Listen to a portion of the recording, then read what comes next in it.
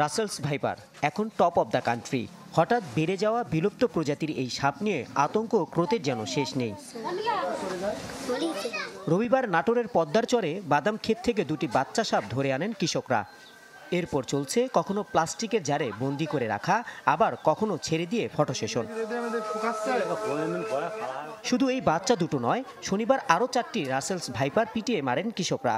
পরপর 2 দিন এতগুলো সাপ ধরা পড়ায় আতঙ্ক দেখা দিয়েছে কৃষকদের মাঝে। তাই বাদাম তোলা সহ অন্যান্য ফসল আবাদের সময় পেরিয়ে গেলেও খেতে নামছেন না অনেকেই। মাঠের পর মাঠ হলো, ফসলে ভর্তি আছে, কিন্তু কেউ কাজে আসতে যাচ্ছে না। ভয়ে আতঙ্কে আছি, বাড়ির থেকে কেউ বাইরে হয়ে মাঠে যেতে পারছে না। তাহলে আমরা ফসল টসল কিভাবে তুলবো? আমরা শহর অঞ্চলে যারা একটু বেশি বসবাস করে ওই দিকের মানুষকে একটু বেশি ভয়। বাদাম বা কুমড়ি খেতে গেলে খুব এখন দ্রুত উঠানো লাগবে, কারণ নদীতে পানি আসছে। সেই এই সাপের জন্য তো আমাদের লোকজন যাইতে পারছে না। জনমনে আতঙ্ক। আমি সরকারের কাছে আবেদন করব, তাদের যদি গ্লাভস এবং গামবুট দেওয়া হয়, তাহলে কৃষক তার ফসলের জমিতে যেয়ে নিরাপদে কাজ করতে পারবেন। এমন পরিস্থিতিতে একদিকে কমে গেছে কৃষির কাজের গতি, অন্যদিকে আতঙ্ক বেড়েছে নির্বিষ সাপ নিধন। পরিবেশবিদরা বলছে এতে নষ্ট হবে পরিবেশের ভারসাম্য। তাই গণহারে সব সাপ না মেরে কেবল কামড় দিলে চিকিৎসকের কাছে যাওয়ার পরামর্শ তাদের। সাপ নিধন বন্ধ অচিরে করতে হবে। সব সাপই আমাদের উপকারে আসে, রাসেল ভাইপার সাপও আমাদের উপকারে আসে, কিন্তু বর্তমানে ফেসবুক সব বিভিন্ন যোগাযোগ মাধ্যমে গুজব ছড়ানোর কারণে এই সাপগুলো নিধনের জনগণ উঠে পড়ে লেগেছে। অ্যান্টিস্নেক ভেনম আমাদের এখানে পর্যাপ্ত পরিমাণে সাপ্লাই আছে।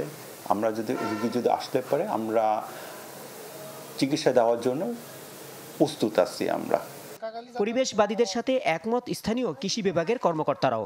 কৃষকদের প্রয়োজনীয় সহায়তার আশ্বাস দিয়ে আতঙ্কিত না হয়ে সতর্ক হয়ে মাঠে নামার পরামর্শ তার। আপনারা আতঙ্কিত হবেন না। আপনারা যখন মাঠে যাবেন, বিশেষ করে যে সমস্ত জমিগুলো ঝোপালো, পানি আছে, একটু জংলা টাইপের, সেখানে যাওয়ার সময় সম্ভব হলে হাতে গ্লাভস পরবেন, যে কাপড়টা পরিধান করবেন একটু মোটা জাতীয় হতে হবে, এবং পায়ে গামবুট পরবেন। এছাড়া হাতে একটা লাঠি রাখবেন। আর আমরা উপসহ কৃষি কর্মকর্তাদের বলে দিয়েছি, তারা এই বিষয়ে সজাগ রয়েছে এবং তাদের পরামর্শ দিয়েছি। আপনারা কৃষকদের পাশে থেকে এই পরামর্শগুলো দিয়ে আসবেন। সরকারি হিসেবে গেল 15 দিনে 4টি রাসেলস ভাইপার সহ প্রায় অর্ধশত সাপ পিটিয়ে মেরেছে স্থানীয়রা। Desk report, channel 24। নগদের কাছে সব গ্রাহকই প্রিয়, তাই তো সারা দেশে ক্যাশ আউট চার্জ সবচেয়ে কম।